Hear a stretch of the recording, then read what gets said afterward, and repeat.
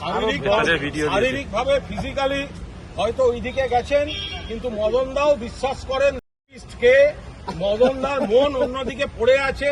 কাপুরুষের মতো ইডি দিয়ে বৌদি আর ছেলেদেরকে নোটিশ দিয়েছে। ফলে আমরা চাই মদন দা ভালো থাকুক, 2-4 দিন যা মন চায় প্রাণ চায় বলুক। আমরা এটুকু জেনে রাখছি, আমাদের ভেতরের একটা লোক ওদের মধ্যে রইল।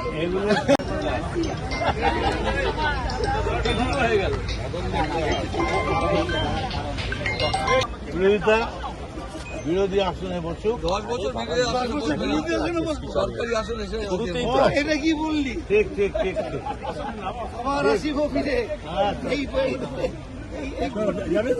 স্ত্রী পুত্রর কথা ভেবে স্ত্রী পুত্র চলে যাবে, আমি কেন চলে যাব?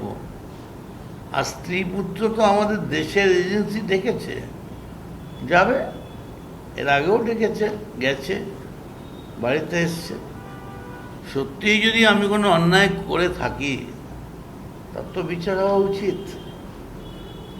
অতএব ওইসব নিয়ে আমার কোনো ব্যাপার নেই। কিন্তু আমার যেটা মনে হয়েছে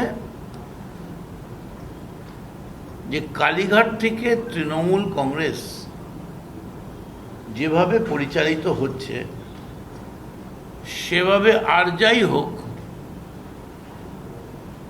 এই দবদবা বিজেপিকে লড়াই করা যাবে না। এর জন্য আরো দাবাং তৃণমূল চাই।